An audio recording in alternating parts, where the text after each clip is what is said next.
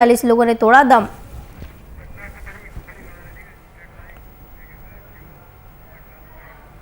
VIP news में आपका स्वागत है। आपके साथ मैं हूं आस्था श्रीवास्तव। इस वक्त की बड़ी खबर पटना से आ रही है टीवी स्क्रीन पर। बड़ी खबर इस वक्त की पटना से, जहां पर बिहार में लगातार कोरोना का प्रकोप बढ़ता जा रहा है और इसी के चलते भयावह स्थिति पटना में देखने को मिल रही है। प्रदेश में बात की जाए 24 घंटे की तो 10,455 नए पॉजिटिव मामले सामने आए हैं। बीपीएससी ने ऑडिटर का एग्जाम रद्द कर दिया है। तमाम शिक्षण संस्थानों पर प्रतिबंध लगा दिया गया था और अब परीक्षाएं भी कैंसिल की जा रही है। एनएमसीएच मानवाधिकार आयोग की टीम पहुंची है।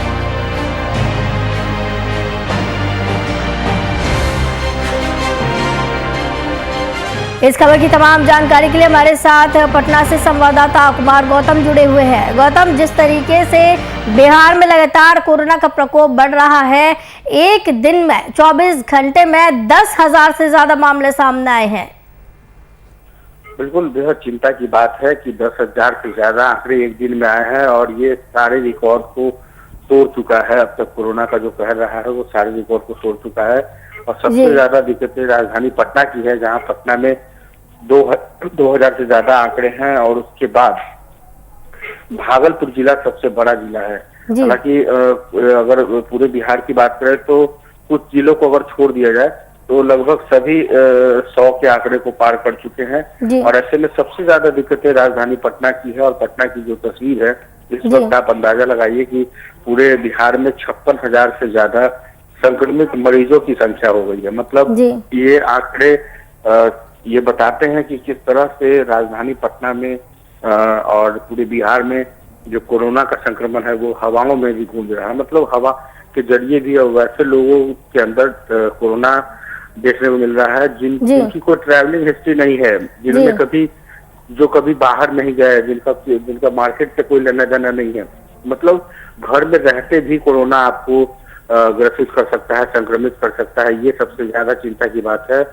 और ये जैसा कि सरकार की तरफ से गाइडलाइन भी दिया गया है, हालांकि 2 दिन से गाइडलाइन का पालन किया जा रहा है। रात 9 बजे से लेकर सुबह के वक्त तक कर्फ्यू रहती है, लेकिन सिर्फ कर्फ्यू से काम नहीं चलेगा। जो हालात हैं वो बहुत अच्छे नहीं है बिहार के लिए। बहुत ही भयावह स्थिति है बिहार की इस वक्त। और ऐसे में सरकार ने जो लॉकडाउन का फैसला नहीं किया है तो कहीं ना कहीं सरकार कोई कड़ा पहल नहीं करना चाहती। वो नहीं चाहती कि बाद में लॉकडाउन को लेकर के किरकिरी हो। लेकिन जिस तरह से प्रधानमंत्री ने संबोधन किया और संबोधन के साथ ही लोगों से मुखातिब हुए, उन्होंने भी कई दिशा निर्देश दिए हैं। लेकिन इस दिशा निर्देश का असर भी होता हुआ नहीं दिख रहा है कि कोरोना फेज 1 का दौर कुछ और था। जी बिल्कुल गौतम जी, जिस तरीके से भयावह स्थिति बनती जा रही है, जिस तरीके से आंकड़े बढ़ते जा रहे हैं, बेहद ही डरावने आंकड़े ये देखने को मिल रहा है। देखने वाली बात यह है कि अब तक अगर ये देखा जाए तो सबसे ज्यादा आंकड़े देखने को मिले हैं बिहार में।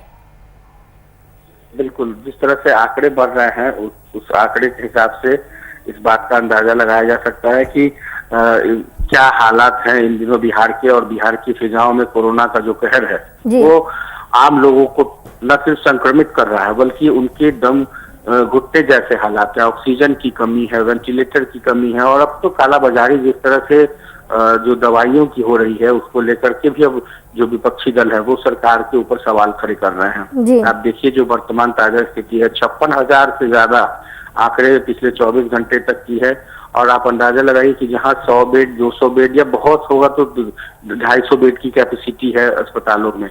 और 9-10 कल प्राइवेट अस्पतालों को भी शामिल किया गया है। लेकिन अब व्यवस्थाएं इस तरीके से अव्यवस्थित हो जाएगी, ये अब सरकार के लिए चुनौती है। सरकार ने पिछले 1 साल से में सबक नहीं लिया, जहां कहीं भी कोरोना को लेकर हॉस्पिटल की व्यवस्था करनी थी, वहाँ व्यवस्थाएं नहीं हो पाई। जी जो जी बिल्कुल गौतम जी, बिल्कुल सरकार सही कहा कि 1 साल से जब ये कोरोना महामारी चल रही थी, जब ये शुरू हुई थी, सरकार ने अभी तक कोई सबक नहीं लिया है।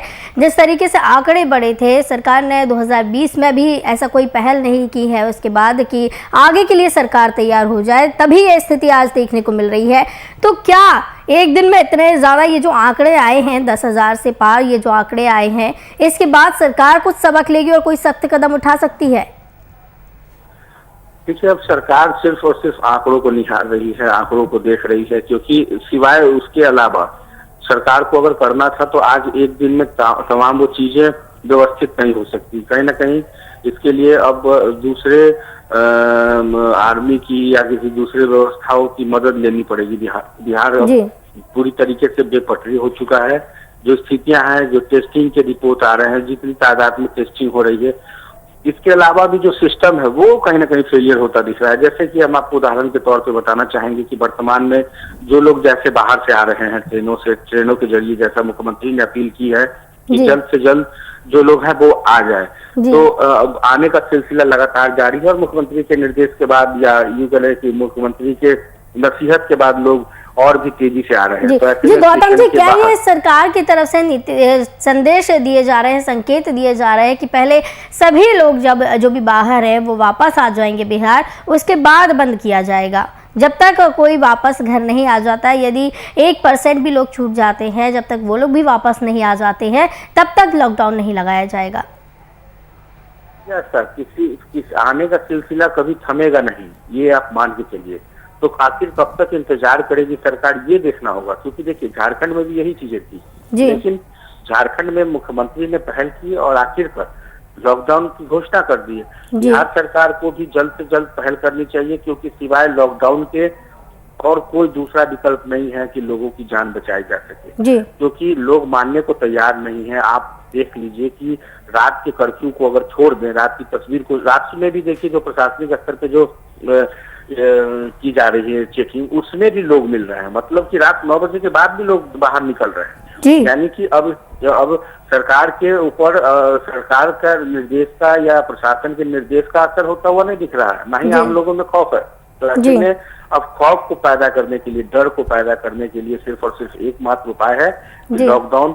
और लॉकडाउन से ये अलग बात है कि लॉकडाउन की वजह से आर्थिक तंगी से जूझना पड़ेगा, लेकिन सबसे बड़ी बात है कि जान है तो जहान है। क्योंकि दूसरा कोई कहीं ना कहीं सरकार अब भगवान भरोसे चलती हुई नजर आ रही है बिहार में, जिस तरीके से आंकड़े बढ़ रहे हैं, और कोई भी रास्ता सरकार के पास नजर नहीं आ रहा। सिर्फ नाइट कर्फ्यू लगाकर छोड़ दिया गया है। जनता की जिंदगी राम भरोसे चल रही है। किसी चीज का कुछ भी फैसला अभी तक सख्त तरीके से नहीं लिया गया है।